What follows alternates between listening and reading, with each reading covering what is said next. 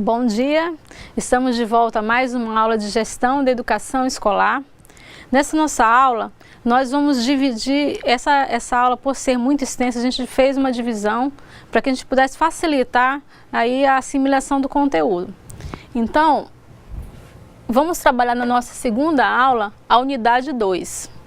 Vamos começar com a reforma do Estado brasileiro, a gestão da educação e da escola.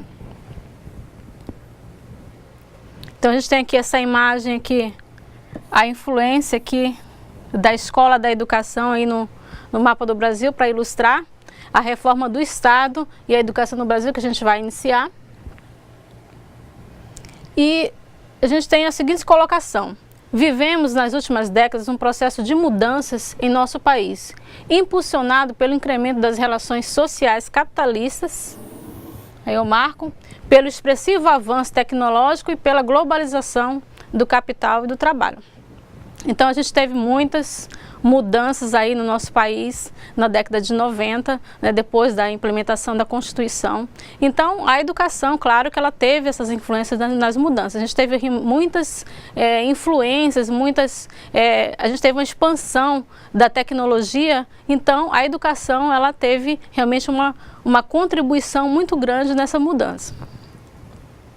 Então a gente continua dizendo que isso resultou no redimensionamento do papel da educação e da escola.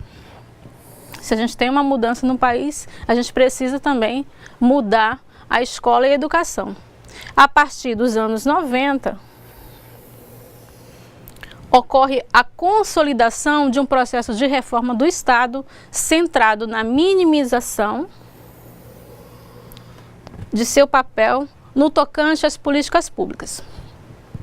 Então, quero chamar vocês aqui para puxar na memória, na lembrança, como era a educação nos anos 80, dos anos 70, quem tem a lembrança, quem conhece alguma pessoa, a gente lembra que era muito centralizado as políticas públicas, as políticas. Então a gente tinha uma merenda escolar, era tudo chegado na escola já pronto. Então a gente tinha realmente uma centralização desse poder. Aqui, a gente na área educacional, a gente vai vivenciar em toda a América Latina mudanças no papel social da educação e da escola por meio de um conjunto de medidas que alteram o panorama da educação básica superior. Por que eu toquei nesse assunto da questão da merenda, que a gente já recebia a merenda pronta e hoje a gente tem realmente na escola uma política de quê? De descentralização desse poder. Hoje a gente tem minimizado a questão de você ter um maior controle dos financiamentos da escola. Então a gente tem esse poder de compra. Então hoje as escolas elas fazem a compra da sua própria merenda. Voltando aqui, a gente diz o seguinte: a Lei de Diretrizes e Bases apresenta muitos avanços, apesar de tratar de forma paradoxal a descentralização, municipalização, escolarização e a centralização e controle do poder central, como exemplo, os instrumentos nacionais de avaliação. Veja bem, ao mesmo tempo que a LDB ela propõe você tirar totalmente o poder do Estado, deixar que a escola tenha sua autonomia de compra de recursos, fornecer mais recursos para a escola, a gente tem a centralização da questão da avaliação. Quantas vezes vocês se questionaram realmente por que tem a questão da avaliação centralizada no questão do Estado? Hoje a gente tem a Prova Brasil, hoje a gente tem a Provinha Brasil. Então são instrumentos de avaliação que o poder, com o governo, trouxe para centralizar, mas diz que a escola tem autonomia. Então a gente já fica realmente de forma paradoxal. Será que a escola tem essa autonomia ou essa autonomia é questão mesmo que somente na lei? Então a gente não vivencia essa autonomia. É uma questão para a gente poder refletir. é de fundamental importância que compreendamos a importância de outros espaços de formação no interior da escola e neles buscar a construção de novos horizontes para a gestão da educação e da escola, envolvendo a comunidade local e escolar. A gente está falando de mudanças, né, na questão política, social do Brasil.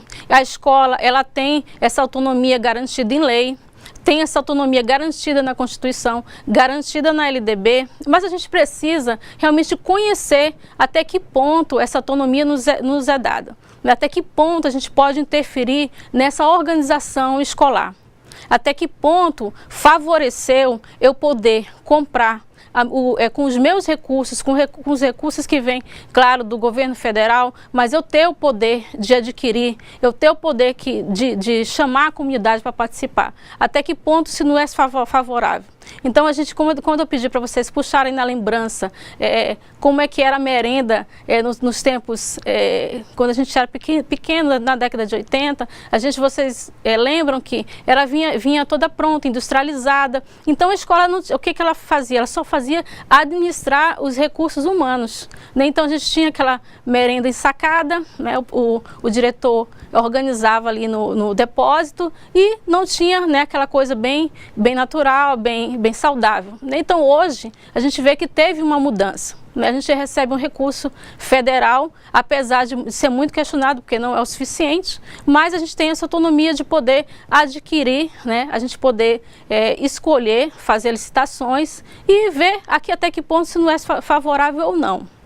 Até que ponto se ampliou a responsabilidade do gestor, né, sobre esses recursos. Então, a gente vê que não pode centralizar na mão do diretor, porque senão a gente realmente vai ter um poder, uma gestão que não favorece a participação. Então, falando em gestão, a gente coloca aqui a gestão escolar no contexto da reforma do Estado. Concepções em disputa. Como já falamos anteriormente, os avanços tecnológicos, a flexibilização das leis trabalhistas e da globalização do capital financeiro redimensionaram, Marco, o papel das políticas públicas, particularmente da educação e da escola. Intensifica-se no campo educacional a chamada teoria do capital humano. Essa teoria focava no investimento da qualificação para serem potencializadas a capacidade de trabalho e, consequentemente, no aumento de produção. Então, a gente na década de 90, a gente tem assim um avanço tecnológico, a gente tem realmente a gente foi ampliado a questão do emprego, né? As pessoas realmente foi necessário para o país ter uma mão de obra mais qualificada. Então, isso influenciou diretamente na escola. Então, a gente foi buscar, né, os empresários foram buscar que os alunos fossem capacitados em cursos técnicos. Então, realmente foi investido aí um capital para que essas pessoas realmente fossem formadas para gerar mais recursos para a produção, né, nas empresas. Então, a gente também falando ainda da década de 90, a gente vai falar das outras mudanças significativas, né, dessa década. A gente tem aqui um grande ponto de discussão, um grande momento de discussão, que é o Estatuto da Criança e do Adolescente, o ECA. A gente marca aqui também que foi garantido em lei o processo de inclusão, né, das crianças com deficiência, né, da diversidade, né, nas escolas, e a própria gestão democrática. Então, essas mudanças que a gente marcou aí, ECA, a inclusão, a gestão democrática, claro que ele influenciou diretamente na escola. O Estatuto da Criança e do Adolescente, até hoje, ele gera muito debate, né? Vocês mesmos, entre vocês, aí devem estar questionando, né, refletindo sobre os benefícios e, às vezes, o retrocesso que o Estatuto da Criança e do Adolescente pode ter trazido no seu entender. Né? E a gente teve que muitas escolas tiveram que refazer o seu projeto político-pedagógico, né? Então seu regimento interno, porque o projeto político-pedagógico a gente tem uma autonomia para criar, né, os objetivos, né, as metas, né, a escola tem essa autonomia, mas o regimento ele tem que atender ao Estatuto da Criança e do Adolescente, ele não pode ferir. Então termos como suspensão, termos como advertência tiveram que ser modificados a sua nomenclatura para poder não ferir o Estatuto da Criança e do Adolescente. Então isso gera muito ainda discussão entre os educadores em que, né, o que prejudicou na questão da autoridade da escola o Estatuto, né? Então trouxe muito benefício, mas gerou outras consequências que às vezes para o educador, né, desfavorece bastante. Então, a educação passo a passo vai sendo desenhada, né, dentro dessa década na lógica dos negócios comerciais. Em 1995, criou-se o Ministério da Administração Federal e Reforma do Estado, é o MARE. Ele tem o objetivo de redefinir funções típicas do Estado, como regulação, fiscalização e gerência. Nesse período da década de 90, foram propostas reformas na educação básica, profissional, tecnológica e superior.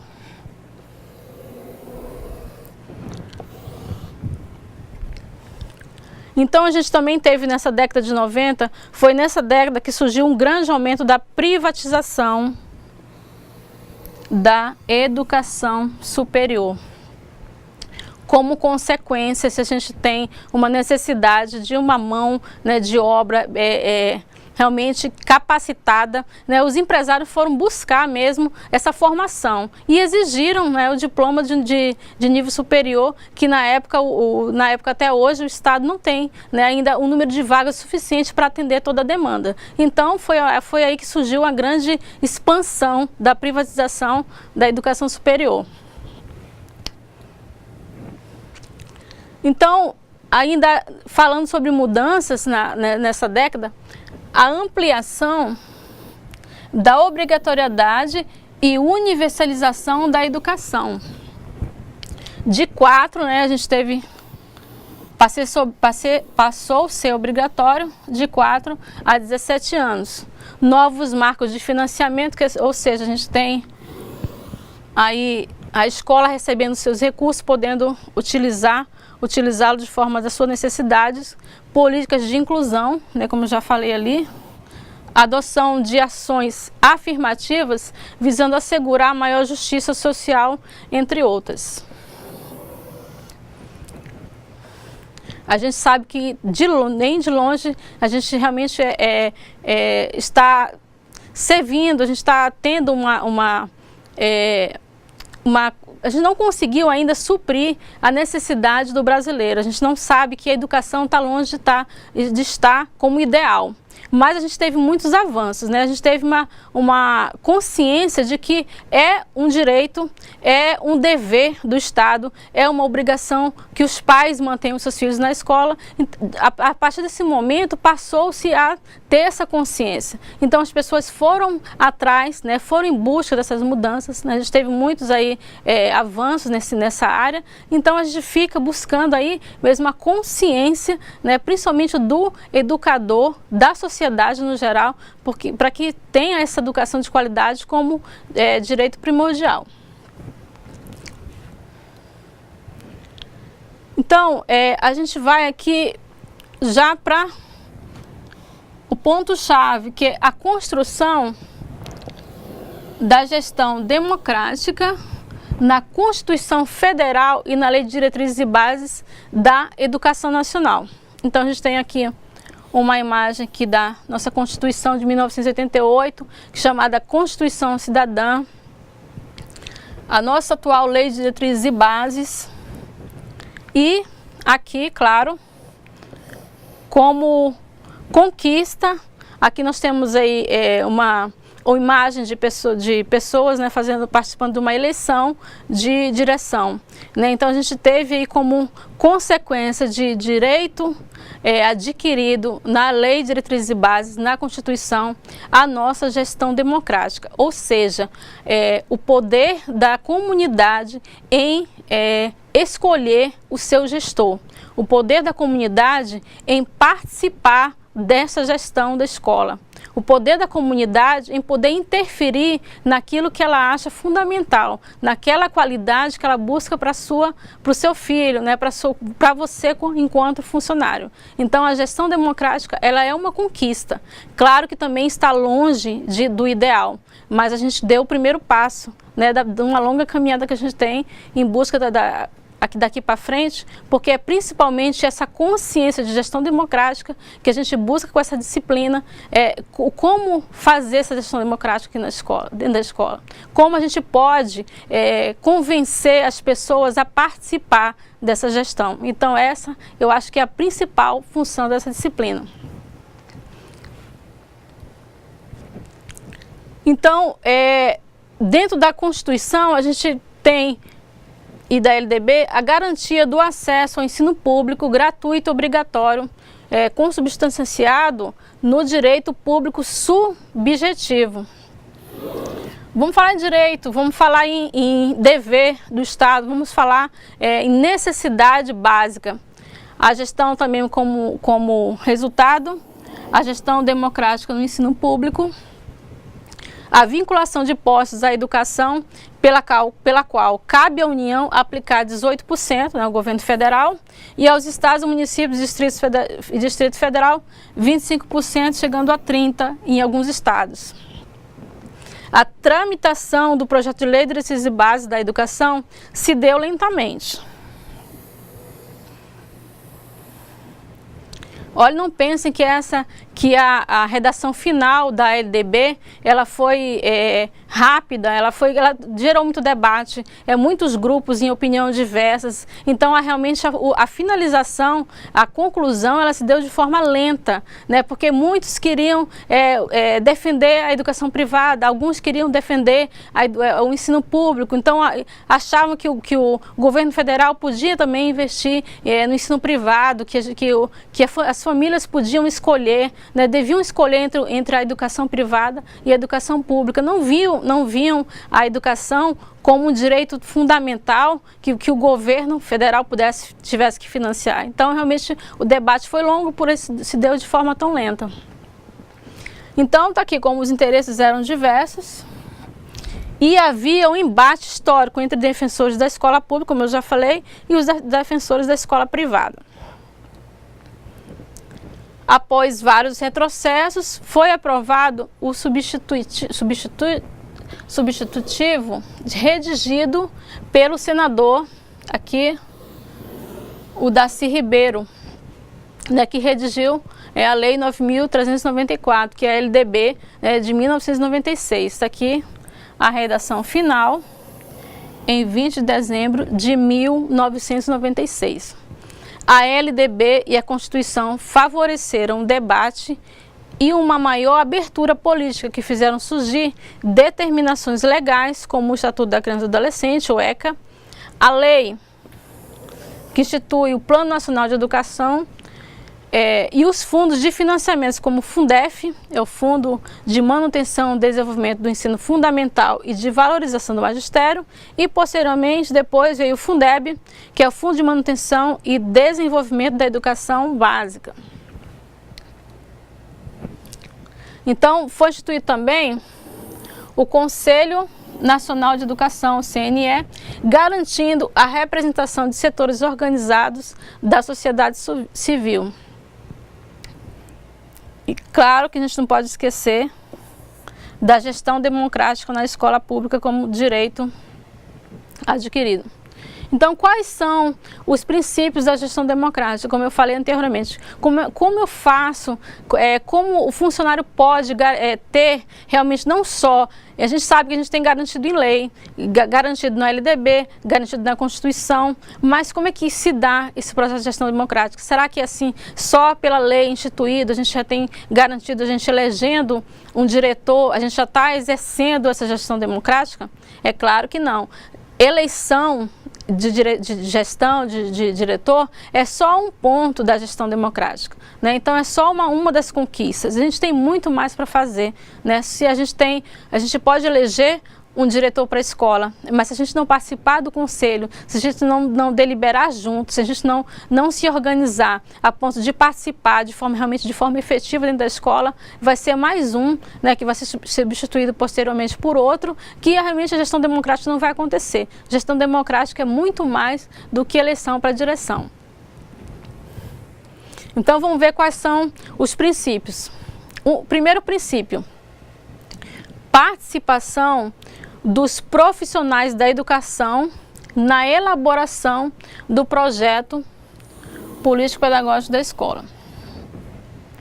Eu falei na aula anterior que realmente você participar do projeto político-pedagógico da escola, todo mundo tem consciência que a gente tem que participar.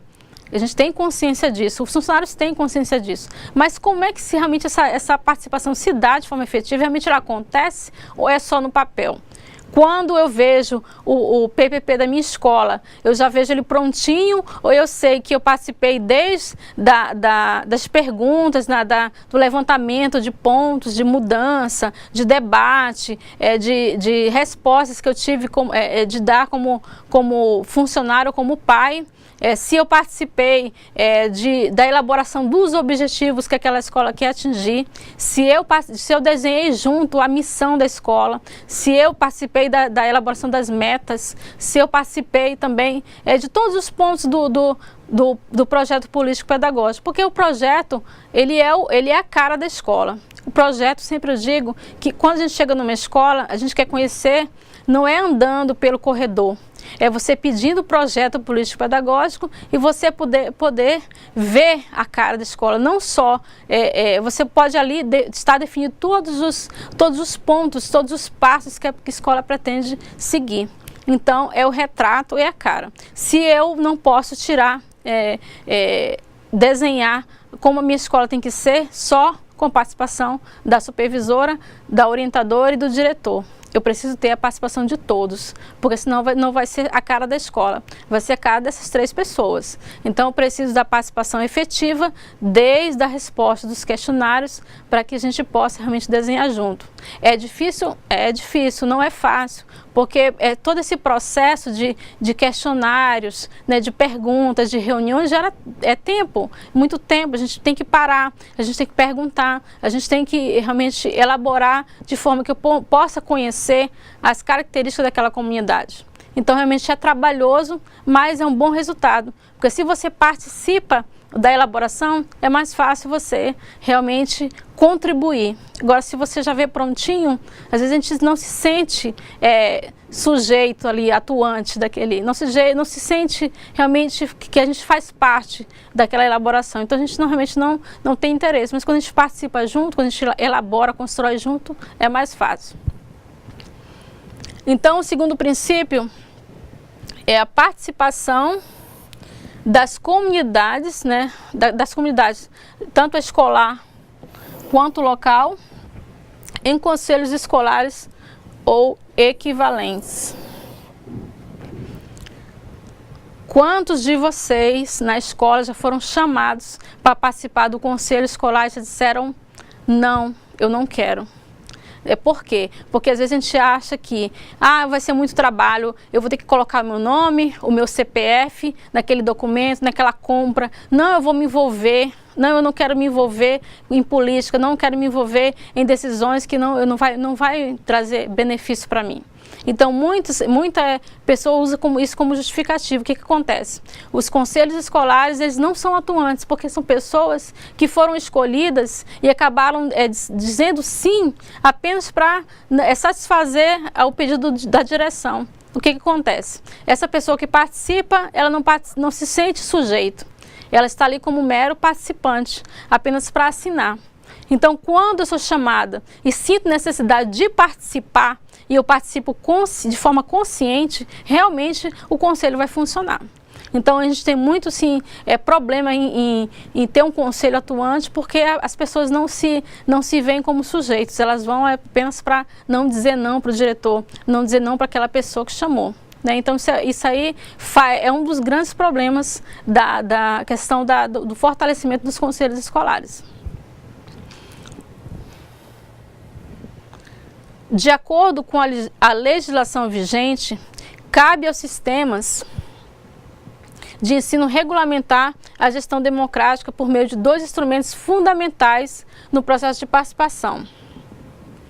A gente tem aqui o projeto político-pedagógico da escola, elaborado por profissionais da educação, conselhos escolares que incluam membros da comunidade escolar e local,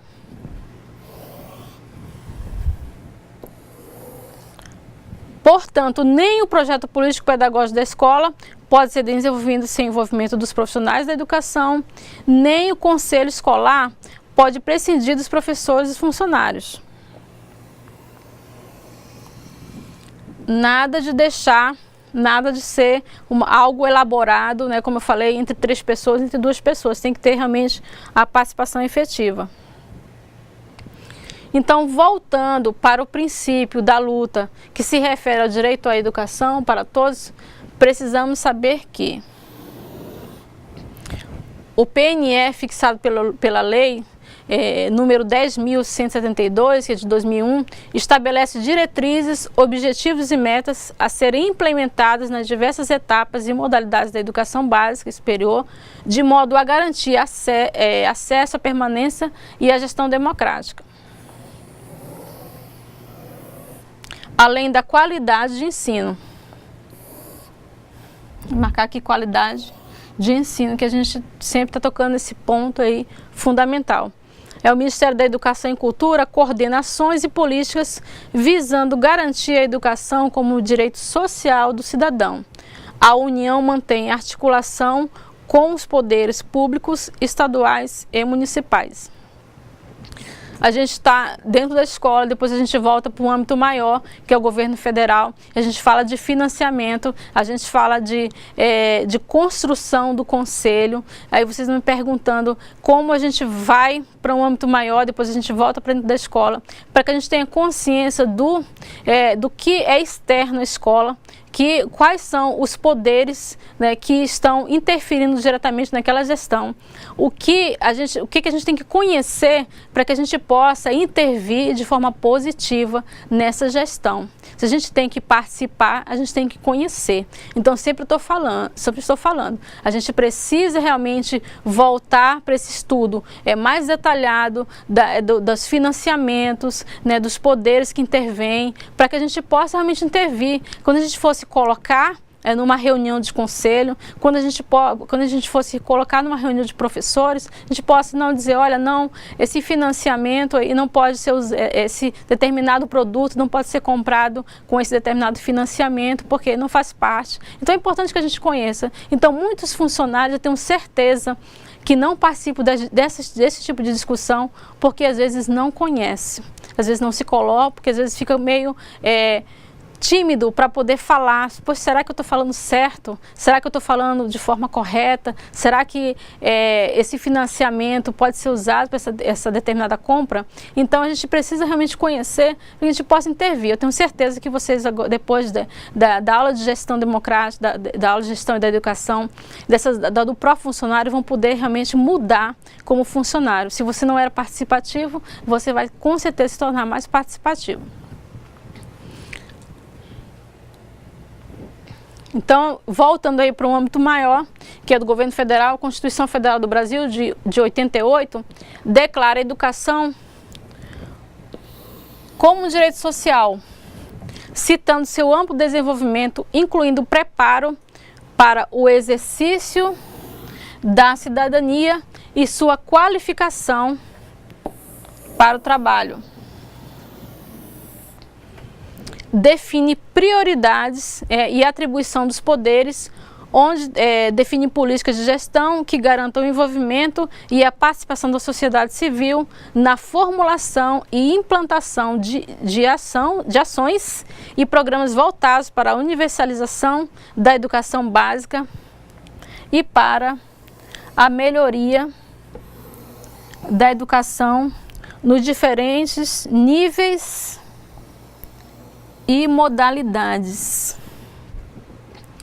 O interessante não é a mudança só na educação básica, só na educação infantil, né? A gente teve uma expansão das universidades, como eu falei no início, universidades de ensino privado, né? Mas a gente quer melhoria em todos os níveis e modalidades. A gente busca essa qualidade em todos os níveis e modalidades e em todas as escolas. É direito garantido em lei. Nós temos que buscar, nós temos que lutar por essa qualidade. Nós, enquanto funcionários que estamos agora nos capacitando para o funcionário, nós estamos já dando um passo grande para essa qualidade, porque eu, como funcionário que conheço os meus direitos, com certeza vou ter mais força para poder lutar por eles. Então a gente está aqui realmente em busca sempre da qualidade.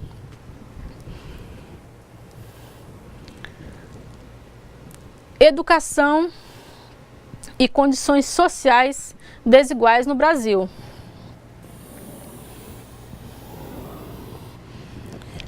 A gente tem aqui nessa imagem, veja bem essa imagem. Com muito e muitos ali, realmente ali caindo ali no precipício, porque todo o recurso fica na mão de poucos e as outras pessoas aí ficam realmente de forma desigual, né, com a qualidade de educação aí inferior a poucos. O que a gente está buscando aqui não é você ter recurso para poder pagar um ensino privado para o seu filho, porque a educação pública está defasada, como muitos falam. O que a gente está buscando aqui é a qualidade do ensino público, porque nós pagamos impostos, nós pagamos para ter essa qualidade. Então é direito nosso. A gente luta, né, para ter esse recurso, não para dar para os empresários que são donos de escolas privadas. A gente busca a gente quer ter recursos para ter um ensino público de qualidade e poder investir em cultura, investir em lazer, investir na nossa moradia, claro. Mas educação é direito e de qualidade, claro, com certeza. Então a gente precisa lutar por eles, né? Claro que a gente tem que ter muitos avanços, precisa adquirir muitos avanços ainda, né? Nossa caminhada é longa, mas a gente já está dando o primeiro passo. A gente tem que lutar por essa educação em que o ensino privado ele ganhou espaço, porque a gente foi vendo que a educação era desvalorizada, a educação não era vista como prioridade, e a gente foi migrando para o ensino privado. Realmente não vai se investir em qualidade. O professor de escola pública ele já está desmotivado, mas não é diferente da escola privada, é o mesmo professor, porque a gente precisa lutar pela nossa qualidade, nosso direito. Então, o desempenho dos estudantes brasileiros, aferido por meio dos exames de avaliação do Ministério da Educação, demonstra que a aprendizagem dos alunos está abaixo dos padrões adequados.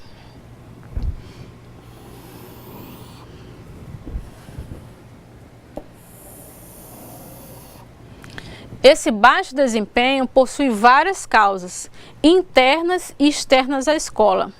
Na sua opinião, quais as principais causas deste baixo desempenho? Nós temos aí exames como o Enem, Prova Brasil, Provinha Brasil, né, exames já institucionalizados pelo governo federal para se também medir qualidade. A gente mede qualidade através desses exames. E foi diagnosticado, né, a gente verificou que a educação brasileira ainda está abaixo do que é considerada ideal. Mas por que isso acontece? Será que é só pela estrutura das escolas? Será que é o professor que é mal pago e também não consegue ministrar uma boa aula? Porque a educação da escola privada é melhor do que a educação da escola pública, o porquê dessa melhora, o que se deve essa melhora. Então a gente tem várias causas, né, internas e externas à escola. A gente tem um problema também dentro da escola, né, que às vezes é uma má gestão, né, às vezes tem professores, estados que pagam de uma forma razoável, né, tem uma estrutura boa dentro das escolas, bons materiais, mas ela é muito mal administrada, mal direcionada, então a gente fica percebendo que são muitos os fatores que interferem nessa qualidade. E a gente está buscando essa melhora. Então a gente precisa pensar em que eu, funcionário, posso contribuir para que a gente possa avançar, né, nessa qualidade que a gente está tanto em busca. Temos vários fatores, ó, tá? A gente está aqui repetindo, mas que interfere diretamente, como questões sociais, né, que a gente fala sempre, questão do aluno que mora em situações de risco, né, econômicas, que não pode, às vezes, até chegar à escola, estruturais, né, os processos de organização e gestão pedagógica, como eu falei, uma escola mal gerida, mal administrada, carência de profissionais sempre, né? A gente sempre tem essa carência de profissionais qualificados, entre outros.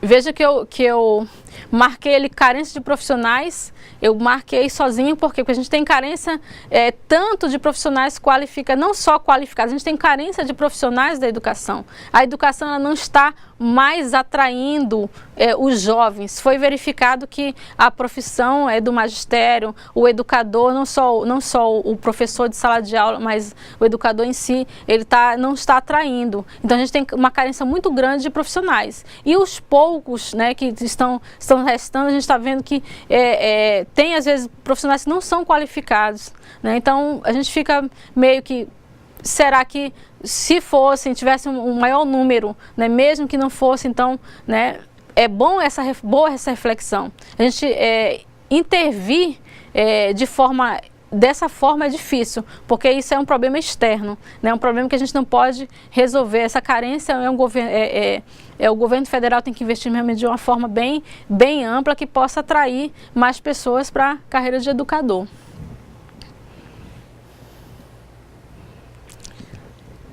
Então, se eu preciso de uma intervenção do governo, são necessárias políticas públicas mais amplas, que incluam garantia de melhoria dos indicadores de acesso, permanência e gestão com qualidade social na educação básica.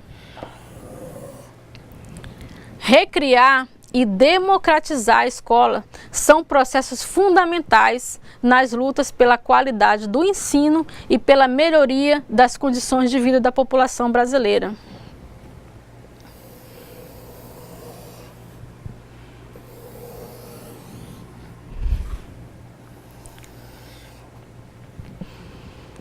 E a gente sempre sabe que se você investe em educação, a gente vai ter uma melhora em todos os outros setores, né? A educação fundamental para que a gente possa realmente adquirir uma diminuição de violência. A gente tem uma melhoria na segurança pública, melhoria até na saúde, porque as pessoas bem informadas com certeza vão se cuidar mais. A gente sempre vem falando aqui qualidade, necessidade, direitos, obrigatoriedade, mas a gente vê que os passos aí são lentos, né? A gente como funcionário tenta fazer o melhor, mas a gente precisa ainda muito mais para chegar nessa questão da melhoria, né, de você poder entrar numa escola pública e compará-la com o ensino privado e perceber que não há diferenças, né? Não há apenas de recursos, né? Cada um tem a escola privada tem o seu recurso destinado através das mensalidades,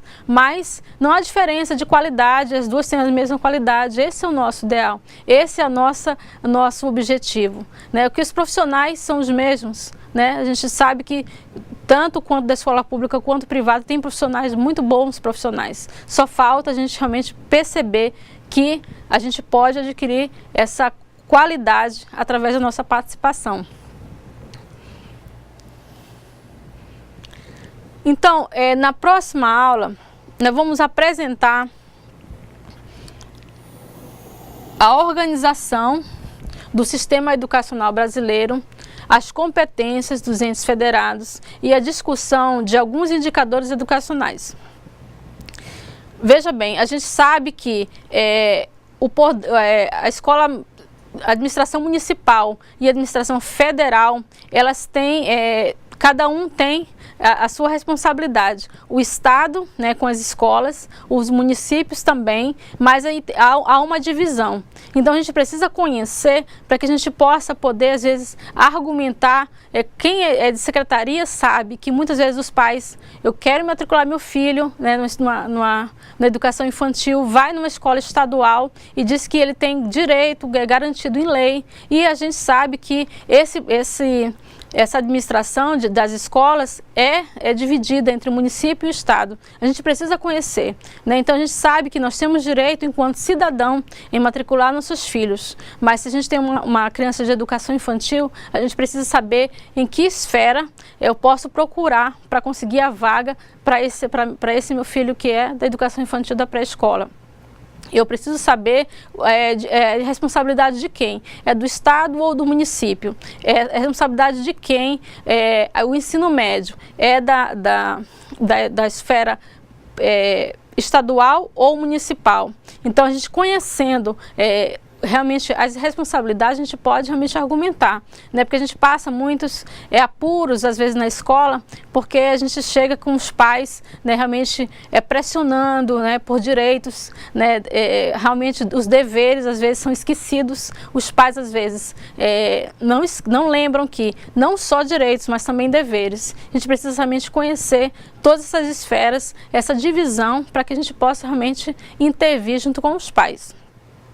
Nós temos nas atividades duas questões interativas que eu peço a vocês realmente que mandem a sua realidade, explique para a sua realidade aqui com a gente no estúdio, explique como acontece na sua escola, não tenha medo, a gente não vai citar aí nomes de escola, a gente só quer que realmente você fale a realidade, fale como é que acontece na sua escola, qual a dificuldade que vocês têm em implementar o conselho escolar, qual a dificuldade que vocês têm em elaborar o projeto político-pedagógico. Isso é muito importante. É muito importante que a gente saiba, é muito importante que a gente socialize para que a gente possa realmente ter várias opiniões e construir realmente alguma base para que a gente possa intervir na nossa.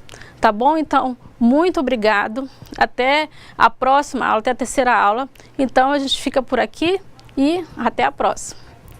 Bom dia.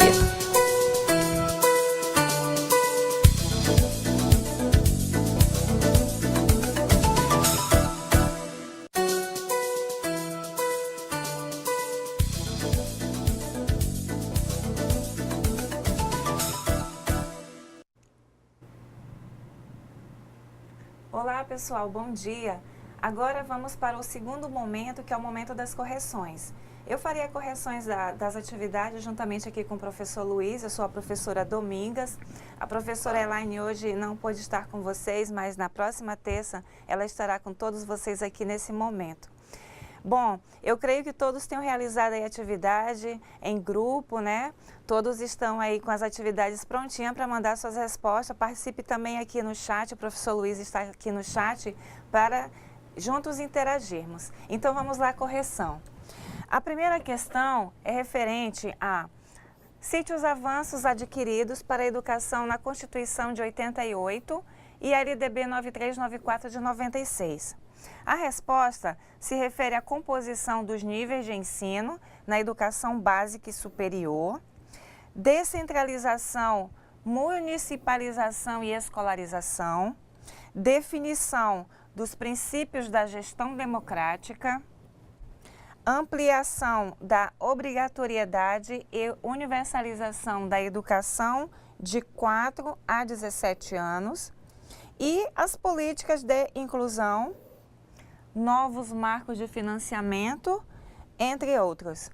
Então, vocês observaram aqui que os avanços referentes, né, ao que se apresenta na Constituição e na 9394 de 96 são bem significativos, considerando que os mesmos hoje refletem no ambiente escolar, de certa forma, algumas conquistas, né? A gente pôde observar aqui até mesmo a questão, né, das políticas de inclusão, a questão dos novos marcos de financiamento e tudo isso, e principalmente a gestão democrática.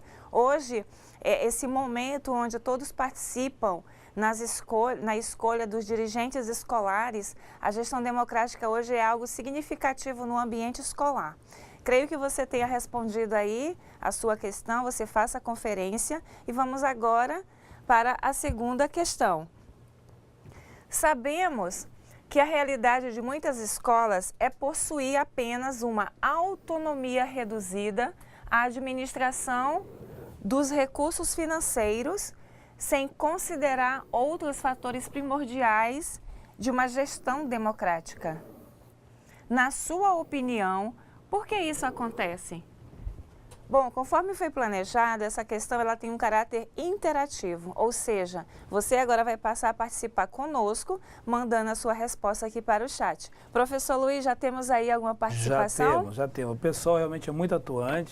Bom dia a todos e vamos lá. Hoje aqui, mais uma vez, só expressando aqui, reforçando a professora Domingas, desejando aqui que a Elaine se recupere rápido. Exatamente. Estamos muito bem substituídos, porque a Domingas é uma parceira. É sempre bom aprender um pouco mais, né, Domingas? Obrigada, mas vamos lá. Temos aqui uma posição, o de Alta Floresta, aluna Edileia. Olá, Edileia. Porque muitas pessoas que estão à frente não têm capacidade de administrar.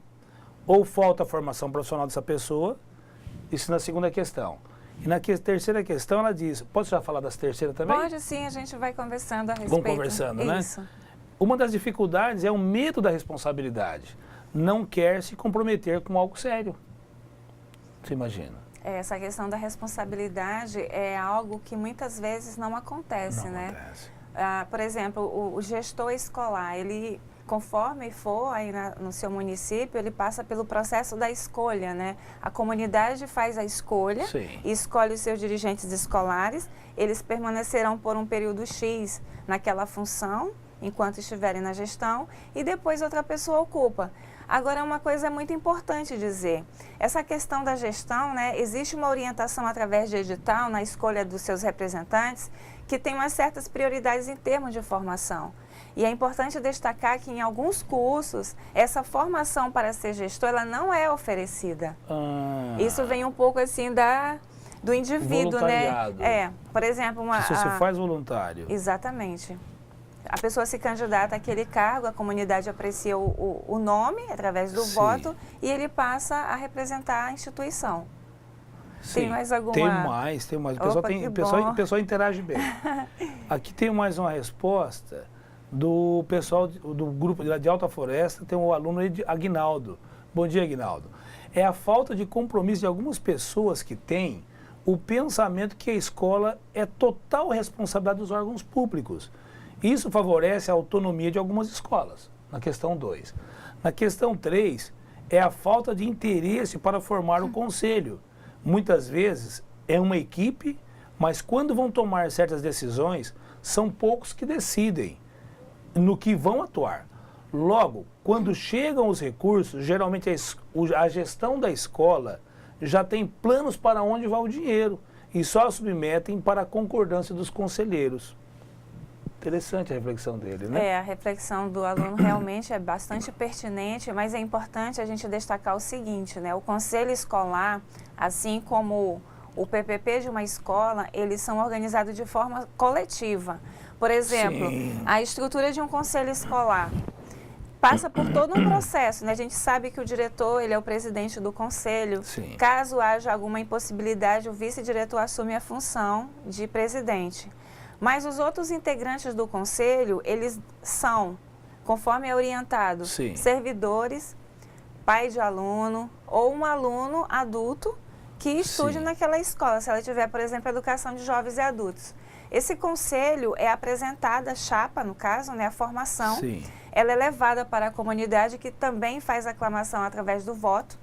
Depois, é tudo encaminhado a um advogado que vai fazer aquele processo, né, de deferir, vamos supor assim, um documento. Depois ele é levado a um cartório, que vai fazer aquele processo também de cartório, e depois finalmente é levado ao banco, onde se vai gerenciar as contas. Ou seja, são praticamente ali 10, 12 pessoas acompanhando e fiscalizando esses recursos financeiros.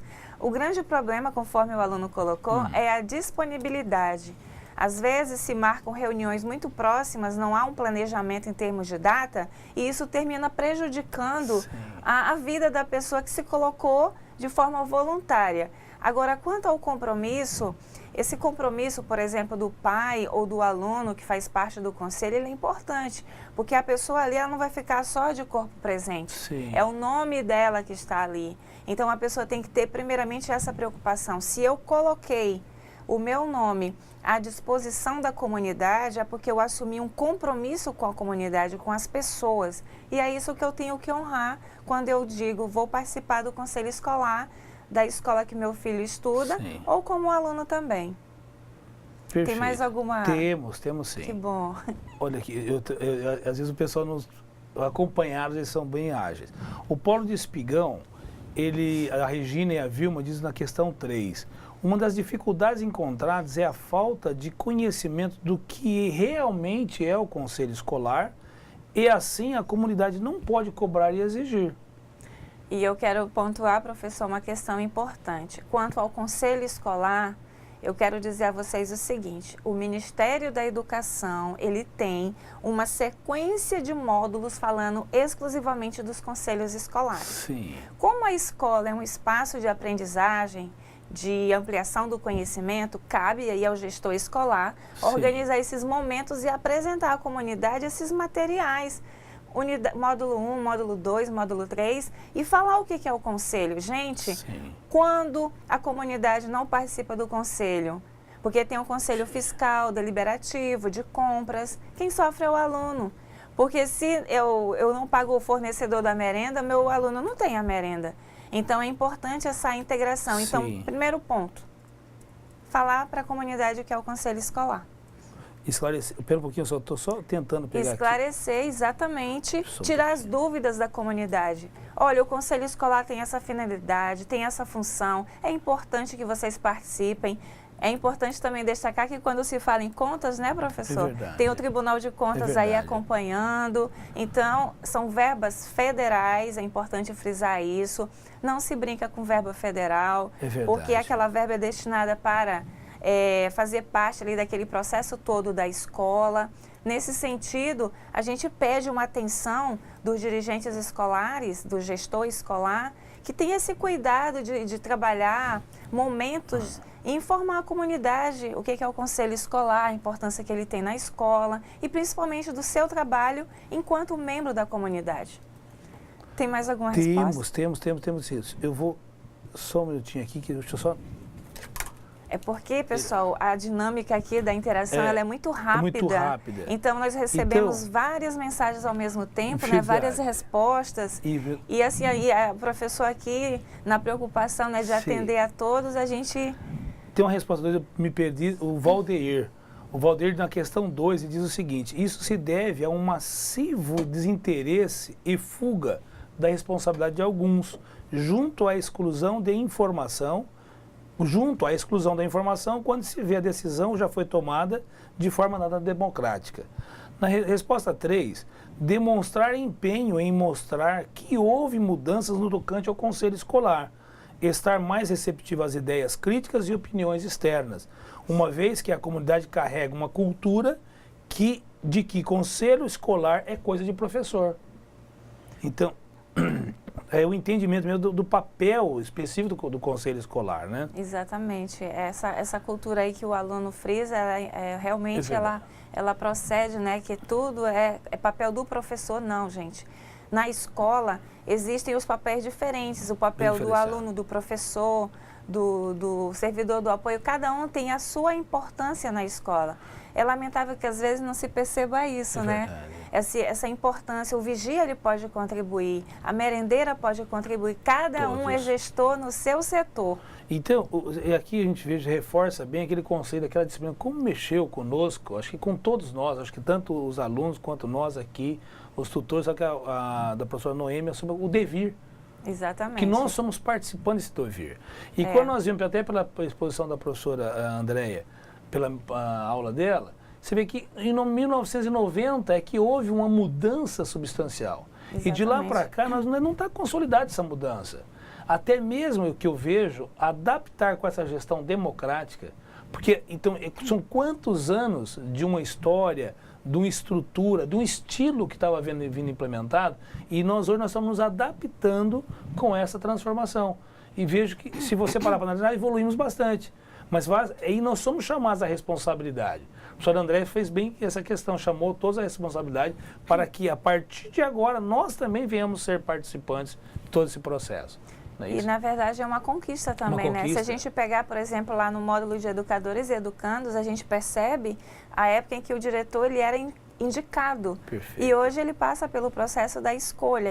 A escola hoje, né, atendendo até mesmo a orientação da LDB, referente à gestão democrática, ela tem essa oportunidade de escolher seus representantes.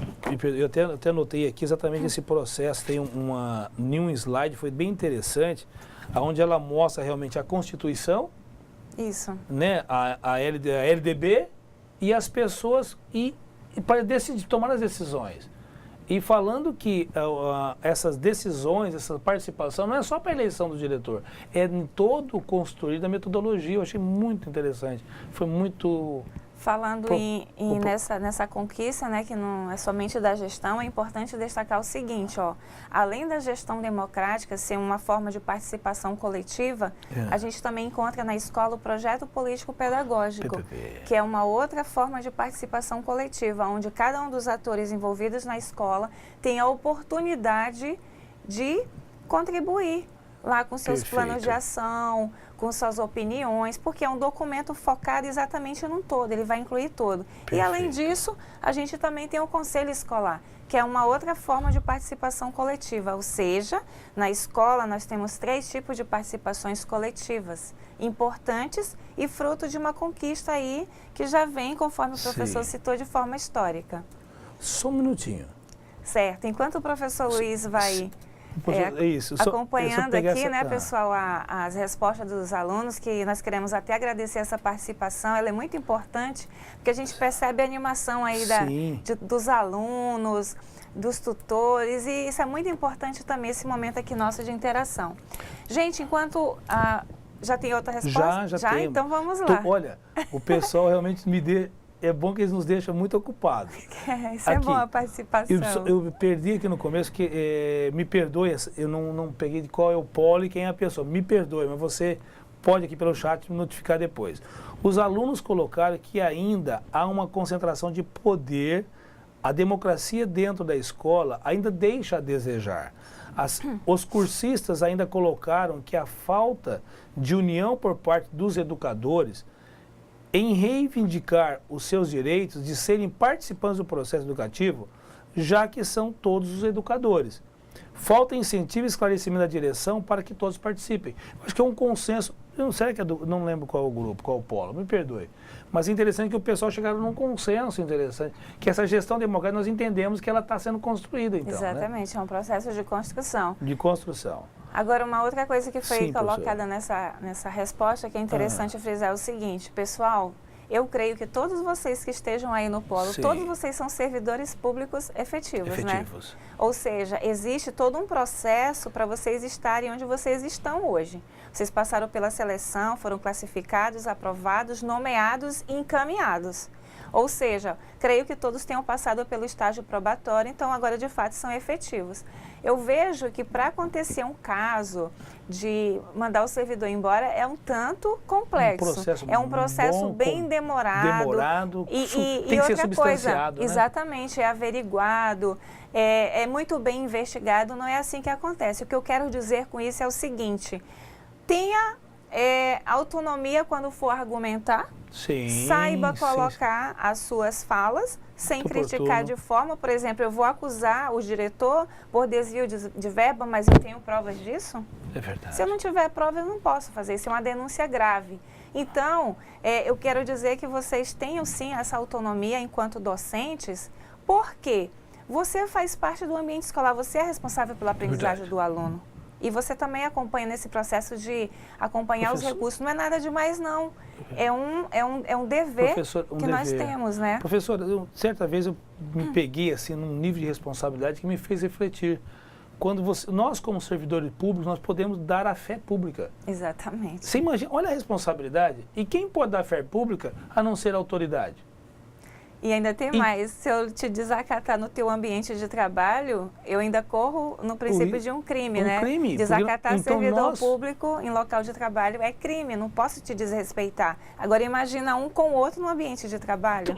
Então nós somos autoridade. Exatamente, nós somos autoridade. E nós hoje, o que eu tenho visto, eu estou recém-chegado, né? Mas eu vejo que nós imbuímos essa responsabilidade, mas não absorvemos ainda que nós somos uma autoridade e com direito à voz de ser ouvido. Porque exatamente. Se nós estamos observando, é uma autoridade que se posiciona como tal. Claro que aí entra, como você falou e fez muito bem, como nós vamos abordar uma outra autoridade. Então, como direcionar, como formular uma questão a ponto de construir de fato essa transformação que nós esperamos, que é essa democracia. E a democracia é essa participação. Então, hoje você vê, quando fala da gestão, me perdoe estar fugindo um pouquinho, mas a gestão, se pensar nos moldes de uma empresa ela percebeu-se que para o melhor desempenho de todos os que participam, ela teve que investir em treinamento e mostrar a filosofia dela. Exatamente. A filosofia da empresa é bem clara. Então, quando nós olhamos aqui para uma instituição, gente, será que nós já pensamos em definir qual é a nossa missão naquela instituição? Será que eu vou pegar uma única que é de nível nacional? Mas, de repente, em cada polo, nós vamos construir uma metodologia para cada unidade específica. E nessa construção, nessa participação, na interação, quando criar essa identidade da instituição, nós vamos ver que isso é um passo importantíssimo na formação da identidade, né, professor? Exatamente, e a escola ela vai definir muito bem qual é o cidadão que eu pretendo formar, baseado exatamente no seu público, na clientela que ela atende, onde ela está localizada, o contexto social na qual ela está inserida. Sim. Tudo isso são elementos que a gente precisa perceber para tocar adiante a missão da escola. Vamos lá, tem bastante Vamos aqui. Lá. Tem aqui, me perdoe, é o de Paulo Costa Marques, a Carla. Lá, Carla. Na minha opinião, falta mais iniciativa das escolas em relação a motivar a participação de todos os funcionários na escola. Muitas vezes, não dão a devida atenção às opiniões dos funcionários e daí falta de interesse em participar, muitas vezes por se sentir inferior. E quando participa, serve apenas para assinar documentos sem ao menos saber as decisões que foram tomadas. Essa fala é muito importante. Muito assinar documentos sem saber o que assina. Gente, quando você sai de uma gestão, você fica ciente que por um período de 5 anos adiante, qualquer eventualidade que ocorrer é sua responsabilidade. Veja. Então, não é bem assim, né? Tenham cuidado quando assinarem documentos. E se aí, nesse curso, por exemplo, tiver um gestor participando, até mesmo para conhecer melhor o processo, abra para que as demais pessoas participem da sua gestão. A sua gestão não é centralizada. Você está aí porque foi escolhido através do voto de pessoas. Então, essas pessoas confiaram no seu trabalho, porque agora não confiar nessas pessoas, né? É verdade. Então, essa relação é de confiança. Não tenha medo de falar dos recursos, quanto a escola recebe, onde eles são aplicados. Eu sei que alguém pode estar dizendo assim, mas isso não acontece na minha escola. Pois é, se a pessoa tivesse conhecimento e informações dos princípios da administração, ela seguiria o que ela orienta. Deixar transparente o que se faz, publicar o que se faz, tudo isso é importante porque vai conquistando a confiança da comunidade. Só um pouquinho, olha, o pessoal está participando com uma intensidade e que bom, a gente fica feliz com isso. Assim. Ficamos muito felizes com a participação de todos. Sim. Referente aos recursos, conforme nós já falamos, eles são importantes, né? Com eles a gente vai fazendo as aquisições. da merenda escolar, do material didático, para o suporte ao docente, enfim. Mas esses recursos, eles são muito bem monitorados pelo órgão que faz esse controle, que é o Tribunal de Contas, viu? Não pense que você assinando um cheque e não dizendo para que é, ele sendo indo para outra função, ele é sim muito bem acompanhado, porque existe a prestação de contas. E nessa prestação de contas vai a assinatura de todos dando fé, olha, isso aqui de fato aconteceu. Isso não aconteceu. Como é que fica a sua assinatura, né? E que eu vejo da gestão, às vezes as pessoas ficam, como ela falou que às vezes as pessoas têm medo também da participação, mas nessa construção, na qualificação que nós vamos tendo para ocupar esses postos, uma das coisas que nós temos que lançar fora é o medo. Por quê? A auditoria, eu acho que erros são erros. Agora, tem muitas situações de que erros não são crimes. Então, nós temos que tomar bem cuidado quanto a isso. Então, erros que às vezes vem uma auditoria, pega um erro, se corrige, se justifica. Então, o que nós preocupamos muito é falar assim, cometer dolo no exercício da função, né? Mas porque a gente não tem o medo de ousar, porque é nessas tentativas de erros e acertos, claro, no que pode ser até consertado, vamos dizer assim, é que nós vamos construindo a filosofia da instituição. Exatamente. E nós, quando nós participamos de um cenário, de um grupo de decisão, não é encobrir, mas todos defender, todos apoiar.